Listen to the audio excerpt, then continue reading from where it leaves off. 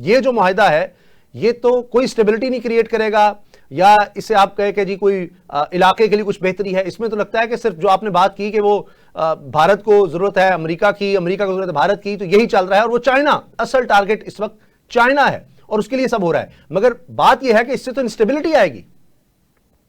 सोमा भाई, यही मैं आपको बताने लगा ना कि उसके बाद फिर आप देखें जब प्रेसिडेंट बुश या फॉर्मर प्रेसिडेंट बुश जब आए ना, अब मैं आपको ना, मुझे हमने 2 मिनट देने, आपको सारा खेल समझ आ जाएगा। उन्होंने अमेरिका के साथ या इंडिया के साथ, बल्कि मैं ये कहूंगा, एक मुआहिदा किया अमेरिकन इंटरनल लॉज को भी वायलेट करते हुए और एनपीटी की भी स्पिरिट को वायलेट करते हुए, Indo US nuclear defence agreement which is sheer violation of NPT as well as many domestic laws made by American government या different administration। बेसिकली ये क्या था, जब तक आप एनपीटी के सिग्नेटरी नहीं होते, आपको चाहे पीसफुल पर्पस के लिए भी आपने अगर न्यूक्लियर टेक्नोलॉजी यूज करनी है, आप उसके लिए इंटाइटल नहीं हो सकते।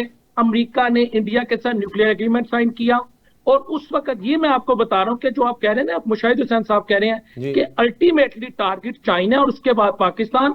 तो उस वक्त जब डेमोक्रेट्स, याद रखिए जब क्लिंटन थे तो चाइना को कहा जाता था स्ट्रेटेजिक कंपेटिटर, ये मैं टर्म यूज कर रहा हूं, strategic competitor. These terms were being used by Democrats against China. लेकिन जब रिपब्लिकन आ गए, जिसको उस वक्त former president George W Bush lead कर रहे थे, उन्होंने स्ट्रेटेजिक कंपेटिटर को रिप्लेस करके कहा स्ट्रेटेजिक राइवल। ये पॉइंट भी याद रखिएगा, वो कंपेटिटर नहीं है चाइना, राइवल है। अच्छा, अब हम फर्दर मूव करते हैं। अगर आप अमेरिका और भारत की हिस्ट्री देखें 2005 से लेकर 2024 तक, ये 7 मई से पहले तक, तो हुजूरे वाला दुनिया का कौन सा ऐसा कानून है जिसको भारत ने वायलेट नहीं किया। पाकिस्तान ईरान से तेल नहीं ले सकता था, लेकिन यही भारत चाबहार पोर्ट पे इन्वेस्टमेंट कर रहा था। ये मैं आपको पॉइंट बता रहा हूं। यही भारत जो था, ये बीजेपी के गुंडों के जरिए, दहशतगर्दों के जरिए पूरी दुनिया में, सिर्फ यहां तक नहीं, रॉ का तो आपको पता है नेटवर्क, खालिस्तान जो सो कॉल्ड तहरीक है या नहीं है, वो बहस नहीं है। कनाडा में इसने दहशतगर्दी करवाई, कतर में इसने दहशतगर्दी करवाई, बरतानिया में इसने दहशतगर्दी करवाई, पाकिस्तान में इसने दहशतगर्दी करवाई, लेकिन अमेरिका खामोश रहा। क्यों खामोश रहा? क्योंकि भारत ने कहा कि मैं आपको सर्विसेज दूंगा अगेंस्ट चाइना। मैं थोड़ी थोड़ी करियां जोड़ूं ताकि हमारी कौम को समझ आ जाए कि बात किस तरफ जा रही है। अच्छा, अब हम थोड़ा सा और मूव करते हैं।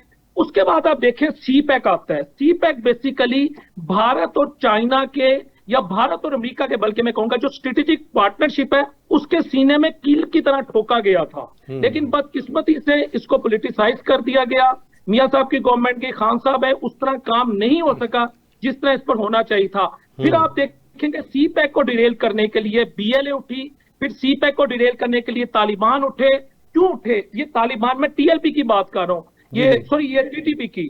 जब बीएलए, मैं जब खान तालिबान से एक सवाल करता हूं, इनकी शरीयत है, इस्लामिक एमिरेट्स ऑफ अफगानिस्तान कहते हैं। मेरा इनसे एक सवाल है, आपके किस जहाद में आपको बीएलए ने सपोर्ट किया?